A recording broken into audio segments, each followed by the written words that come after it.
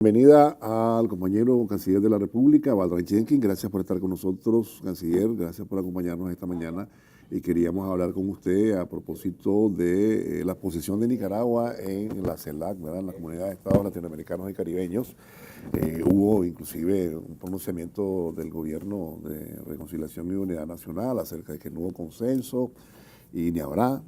También usted ha dado algunas declaraciones al respecto. Queríamos que nos brindara algunas declaraciones a propósito de esta cumbre, qué fue lo que ocurrió, y también en el comunicado se mencionaba la participación de algunos estados haciéndole el juego, ¿verdad?, a intereses foráneos, extranjeros, lejos de la unidad latinoamericana y todos los preceptos que constituyen, ¿verdad?, esta alianza. Bienvenida a esta organización. Gracias, compañero. Compañera, siempre es un honor y siempre es un placer venir a compartir con usted y con su amplia audiencia.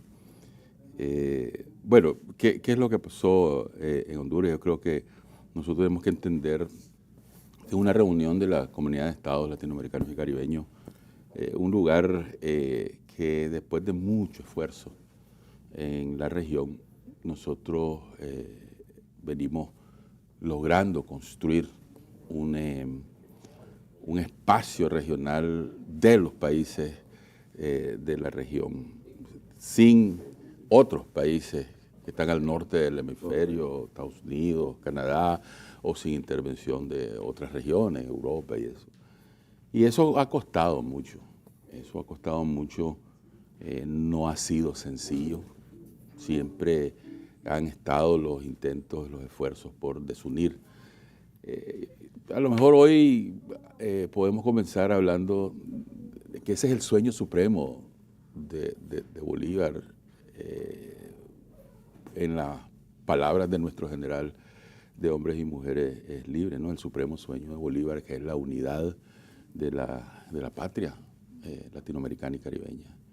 Esa unidad, a través de la historia, desde que comenzaron los procesos de descolonización. A mí, Alberto, vos sabes que me gusta explicar las cosas o decirlas desde el punto de vista de la historia, porque todo tiene una sustancia histórica. Y nuestros pueblos, por un lado, dignos, buscando la libertad, buscando la independencia, buscando la autodeterminación, fortaleciendo nuestra soberanía a través de la historia, hemos sido atacados desde afuera, esa unidad. O sea, la mayoría de nuestros próceres que han buscado esa unidad, tanto de la región latinoamericana y caribeña, o Bolívar, como de nuestra propia Centroamérica, Francisco Morazán, terminaron atacados, asesinados en el caso o fusilados en el caso de Morazán, por esas fuerzas que tratan de evitar esa unión y que tratan de debilitar nuestro proceso de integración, de unidad. La gente habla de integración, ¿no? Nosotros hablamos de unidad, ¿verdad? Entonces, ese proceso de unidad y de construcción de la unidad tiene esta última etapa, pues. Hablamos de los congresos que organizaron nuestros antepasados, pero ahora tiene este nuevo proceso que más o menos comenzó en 2010, 2011, en el que incluso, he estado diciendo esto mucho, líderes, presidentes, desde distintos puntos de vista muy aparatados, en el 2010, 2011, lograron terminar de sentarse, viniendo desde posiciones políticas antagónicas. Por un lado, las fuerzas progresistas, revolucionarias, el comandante Daniel, el comandante Raúl Castro, el comandante Chávez, digamos, y otro montón de fuerzas progresistas en el mismo Caribe, en el Caribe anglófono, lograron sentarse con sectores como Uribe y Piñeira, o sea, esa es la historia. Y se lograron sentarse y lograron acordar en Caracas. En 2011 lograron lanzar la comunidad de estados latinoamericanos y caribeños. No fue fácil, no fue fácil. Y ahí, las posiciones de dignidad, las posiciones de reconocer principios fundamentales como la autodeterminación, como la soberanía y además otros principios políticos, la no injerencia en los asuntos internos del Estado, el reconocimiento que cada Estado tiene la posibilidad de construir su propio modelo y todos tenemos que respetarlo, porque acuérdate que eso se da en el contexto de otros países de fuera de nuestra región tratando de dictarnos y decirnos cómo debe ser nuestro país, cómo debe ser nuestra organización política, cómo debe ser y cuáles son los principios de esos, ¿no? Ellos hablan de un montón de palabras, hablan de democracia como que si nosotros no tenemos una de las formas más puras de democracia en nuestro país. Entonces, ese reconocimiento a que cada Estado tiene el modelo que su pueblo decide que quiere tener, es, creo yo, un paso. Entonces, en ese proceso, a través de los años, los últimos 15 años, cada vez que nos hemos reunido, hemos subido un peldaño más en lograr construir esa unidad, o lograr construir lo que dice, a lo mejor, si lo digo de esta manera, una doctrina de unidad, una doctrina de entendimiento entre los países. O sea, comenzaste desde lo básico, desde lo mínimo, y fuiste cada vez construyendo. Y fuiste cada vez, en cada cumbre, en cada reunión de presidentes, en cada debate de los presidentes, fuiste construyendo eso que podemos llamar los principios fundamentales de la CELAC. Entonces, esos principios, nosotros, el comandante Daniel, la compañera Rosario, han sido muy claros, no estamos dispuestos a retroceder en ello. Y ahí está el centro de esta discusión, el centro de este debate. Esos principios que recogen lo actual. ¿Cuál es la metodología de esto?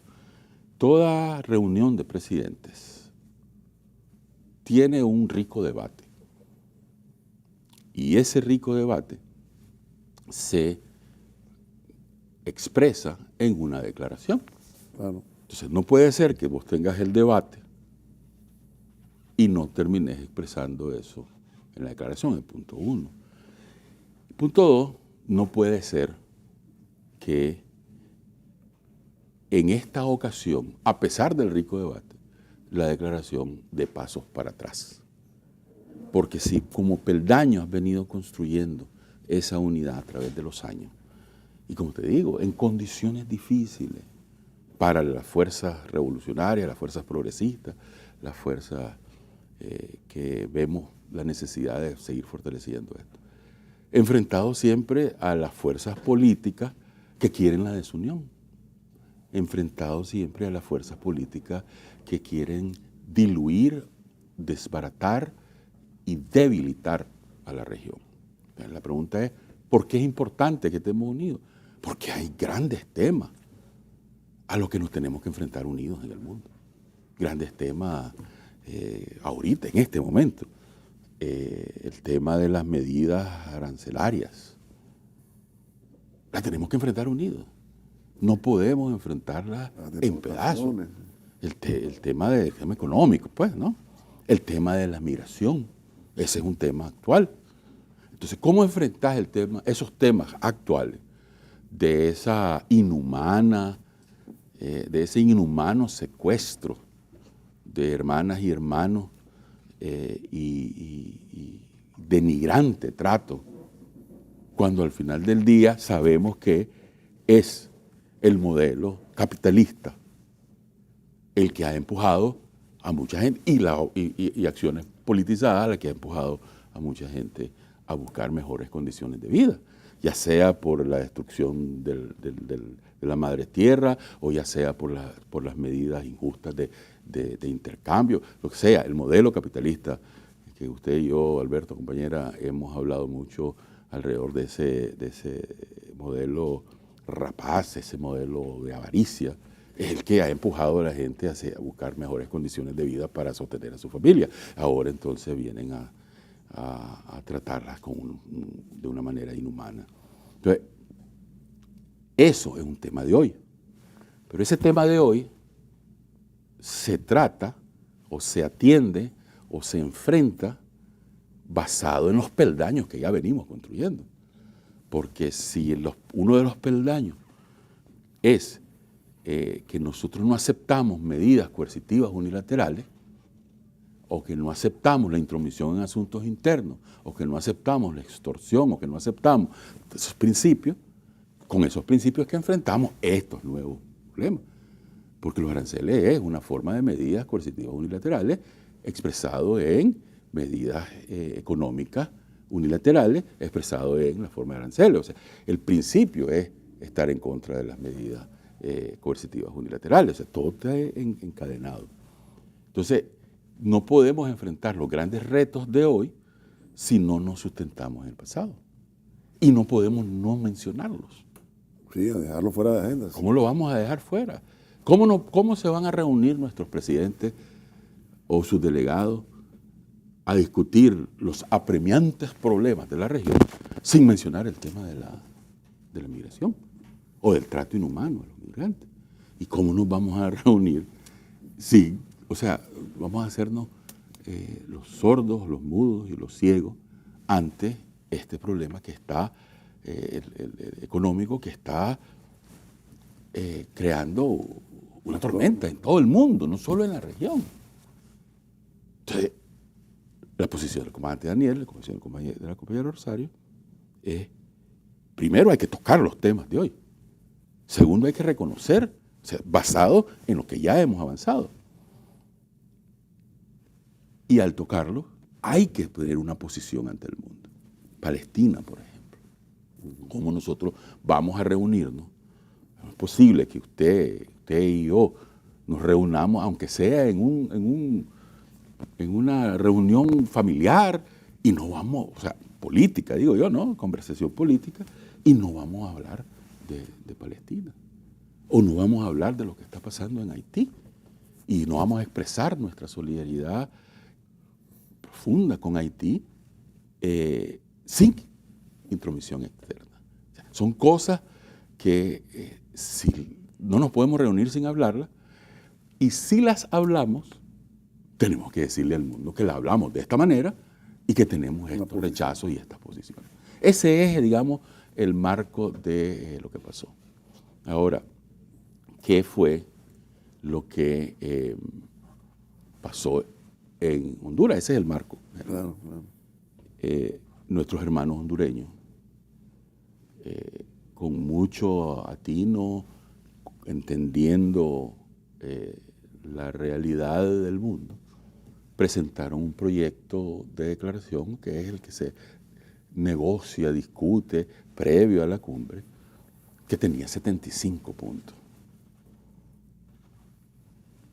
Yo puedo decirte opiniones sobre cosas, pero era una declaración que comprendía los grandes temas, con mucho atino. Salud, educación, cambio climático y los temas centrales políticos, ¿no? Y las solidaridades. O sea, es una declaración, un proyecto de declaración que nosotros la podemos entender. Y nosotros expresamos desde ese momento, en una lógica muy solidaria, con el hermano, con esa presidencia pro tempore, ejercido por los hermanos de Honduras, expresamos por escrito: Nicaragua no tiene un solo comentario sobre esto. ¿Qué es lo que pasa también cuando se presentan esos proyectos de declaración? Le caen encima, permítame decirlo de esa manera, muy poco diplomático. Claro, claro. Adelante.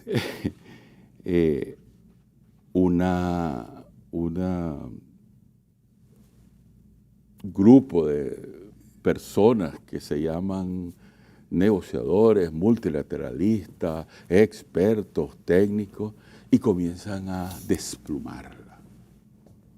Ya que usted me dio venia, compañero Alberto, y comienzan a discutir comas, puntos, palabras, palabras más, palabras menos. Y ahí es donde se ve ya lo político, porque para nosotros no hay diferencia entre lo técnico y lo político. Nicaragua siempre ha expresado que nosotros no tenemos una diferenciación, todo es político. Entonces ahí comienza uno a ver la intención de algunos países que han estado en esta CELAC, ¿me entendés? A veces forzaditos a ejercer esa posición de diluir, reducir lo más posible. O sea, no, que no podemos decir derecho, equidad de género, porque no podemos aceptar eso. Ya comienzan esas discusiones de medianoche, de 2 de la madrugada, de que no podemos decir medidas unilaterales, que no podemos condenar el bloqueo.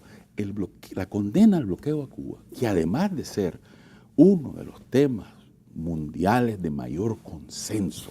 Sí, las Naciones Unidas solo 2 se oponen. Sí, por eso te digo, es uno de los temas mundiales de mayor consenso. Pues ahí son 2 o 3 cosas, ¿no? La condena al bloqueo, que representa medidas financieras, ¿verdad? Y el nombrar países de manera unilateral como propiciadores del terrorismo. 3 temas, ¿no? Y esas 3 están como principios en la CELAC, porque ahí estamos todos. Y en el de las medidas unilaterales estamos una gran parte de países, no solo somos nosotros. Claro. Especialmente en Cuba, Nicaragua y Venezuela. Especialmente, pero no exclusivamente. Porque el tema de la extorsión a países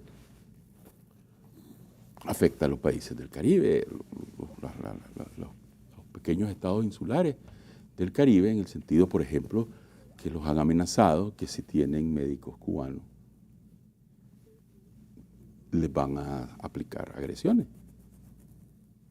Entonces, es especialmente en Cuba, Nicaragua y Venezuela, pero no exclusivamente. O sea, se expresa de distintas maneras. Entonces, esa declaración de 75 puntos que nosotros venimos defendiendo desde el comienzo, no necesariamente podemos estar de acuerdo con unos lenguajes ahí a veces muy buscados, rebuscados, pero bueno, los principios estaban ahí en esa posición. Y ahí se expresaban una serie de preocupaciones: agricultura, unidad alrededor de la salud, de la producción, el tema de la inteligencia artificial, que es otro tema nuevo. Claro. ¿Verdad? ¿Cómo nosotros, estos estados, nuestros 33 estados, vamos a enfrentar ese nuevo reto, esa nueva frontera de la inteligencia humana? ¿Cómo lo vamos a enfrentar? Estaba ahí, digamos, el compromiso de los estados. ¿Qué pasó? Esos países, en este caso, en esta oportunidad, liderados por Argentina y Paraguay, pero te quiero decir que no ha sido la primera vez, porque en los otros casos, liderados por otros, claro, que son parte de ese mismo grupo de países, Argentina y Paraguay comenzaron a desmantelar, a quitarle, a destazar esa declaración que contenía los principios fundamentales con los que nosotros estamos de acuerdo. A tal punto que en un momento a alguien se le ocurrió que para que haya declaración, entonces van a presentar una cosa reducida. Yo, cuando me refería a ella, era un hola, ¿qué tal? Y adiós, ¿verdad? Dejando de expresar la realidad de las discusiones. Porque ese es el punto que nosotros dijimos. Las discusiones de la reunión de cancilleres y las discusiones de la reunión de presidentes fue muy alta, muy elevada. Se planteó, o sea, cada delegación, incluyendo la nuestra, expresó lo que nosotros consideramos que son los grandes problemas, cada quien lo expresó de su manera, ¿no? Claro, claro. ¿Sabe que hablamos distinto en la región? Algunos hablamos inglés, otros hablan español, otros hablamos creol, o sea, pero no lo digo por la forma de hablar, sino que tenemos distintas maneras de ver, pero al final hay una serie de coincidencias. Y lo dicen con mucha fuerza.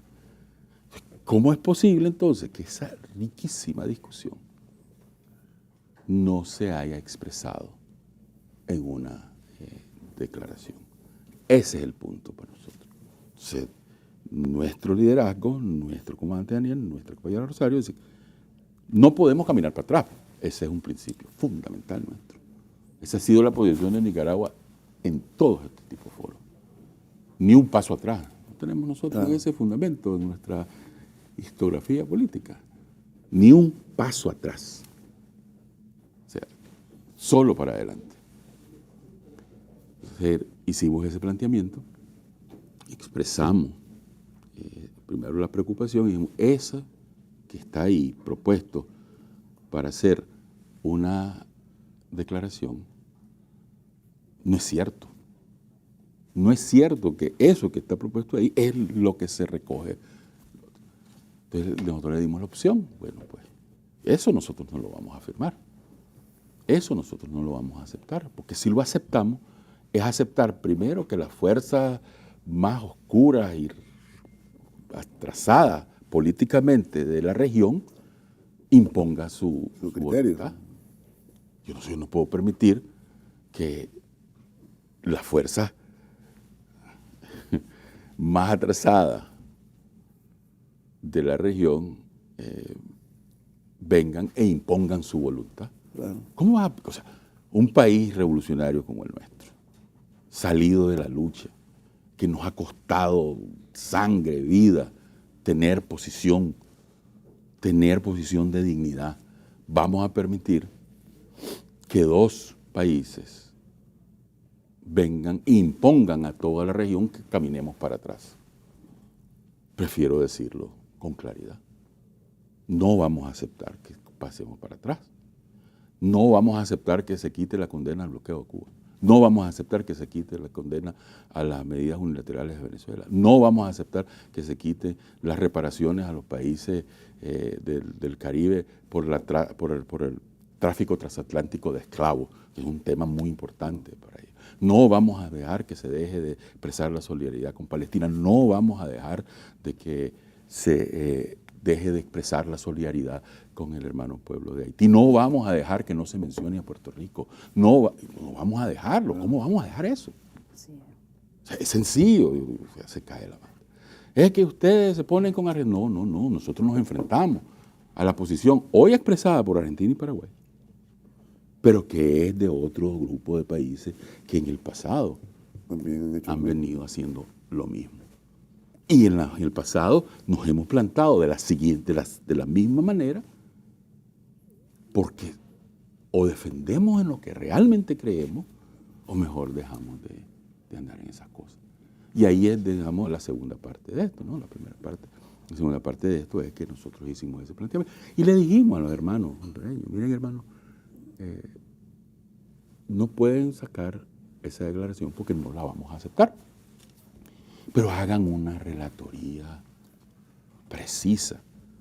Yo me acuerdo que le dije a mi hermano, el canciller de Honduras, compañero de muchos años, yo tengo la absoluta confianza que vos vas a saber expresar en una relatoría lo que aquí se discutió, lo que dijeron los presidentes sobre cada uno de estos temas, porque no hubo uno que no dijera eso. Entonces, hace una relatoría sobre eso y esa que sea la posición de esta reunión. Y también decir quiénes dijeron que no, y también decir quiénes dijeron no. Pero es que hay una declaración, tiene que haber una declaración. Sí, pero para que haya esos 3 puntos, nuevamente te digo, sí, pues, 8 puntos, pero hola, ¿cómo estás? Adiós. Sí, voy cortísima ahí. Es mejor que no haya. Ahora yo sigo esperando la relatoría, ¿no? Nosotros seguimos esperando la relatoría. Pero en ese contexto, pues, y fue una discusión hasta el final. ¿Fracciona esto el No, futuro de estos intentos integracionistas? ¿Vale? No, yo no creo que lo fracciona. Pone en evidencia. Quiénes son los que quieren dividir.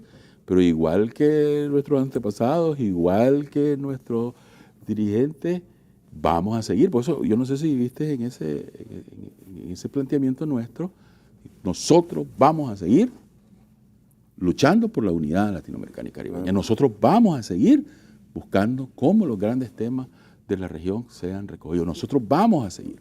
O sea, una cosa es que ese documento no lo podemos acompañar. Porque denunciamos a estos dos.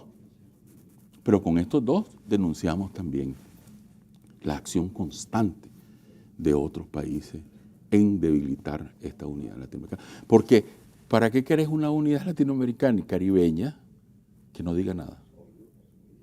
¿Y qué pasó con estos países como México? ¿Qué pasó con...? No te digo que los planteamientos son... Sí, pues, porque yo vi ahí la mexicana hablando bastante de los temas actuales. La compañera presidenta de los Estados Unidos mexicanos expresó una serie de posiciones muy avanzadas que debían estar en la declaración. Y todos ellos, ¿no? O sea, todos. Por eso digo, se todos. impuso el criterio de estos divisionistas. ¿Vale? Entonces se impuso la voluntad de que viene de estos afuera dos. también, que viene extrarregional seguro, ¿verdad? Ya sabemos dónde viene. Alberto, me gusta el uso Sí, ya sabemos. de los técnicos, extrarregional. Bueno, okay, de los países que están fuera de la región. Correcto. Sí, pero bueno, se impuso esa voluntad, porque esa intromisión, esa mano larga, ese titiritero desde afuera sobre algunos países es presente. Pues nosotros lo hemos dicho siempre. Pero aún en esas condiciones nosotros vamos con la mejor voluntad. Vamos apegados a nuestras posiciones de principios, de dignidad y de ver el mundo desde la perspectiva revolucionaria, evolucionaria, como hemos dicho. Y nos sentamos ahí sabiendo que hay fuerzas que quieren debilitar esto. Y nuevamente te repito, en condiciones donde habían esas grandes posiciones de Uribe, ¿verdad? Lo menciono no para que... pero ya sabemos quién pero, era, pues, o sea, pero en posiciones pues? de grandes divisiones, de grandes diferencias políticas y vos podés hacer tu lista de los de la derecha y yo puedo hacer mi lista de las fuerzas progresistas y revolucionarias, y en esas condiciones daba gusto ver algo como ante Daniel en la reunión de Cancún, por ejemplo, que es o en la reunión de Caracas, ¿verdad? Poniendo con firmeza las posiciones nuestras.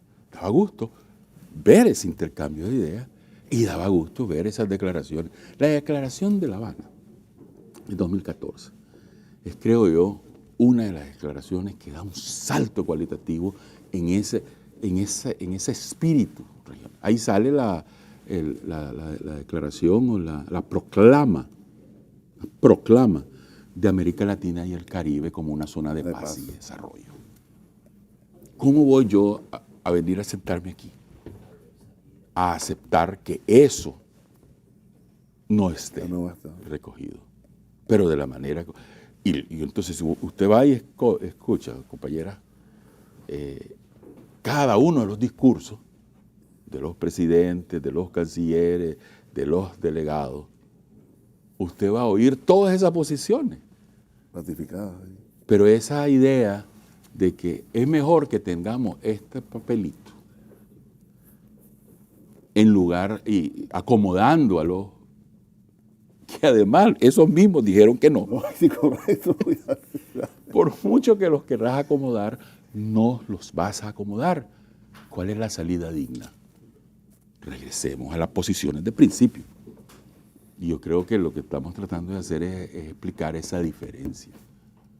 Nosotros no, o sea, primero la desbaratan, porque es que usted viera, Alberto, cómo esas reuniones de las 2 de la madrugada de mi hermano Orlando Sardencía, enfrentado a esta gente que además usan el idioma y el lenguaje y la cosa para esconder sus posiciones de obstrucción, división y debilitamiento de la CELAC, que no es hoy, y reitero, desde siempre. Pero a pesar de eso, cada declaración ha sido un peldaño para arriba.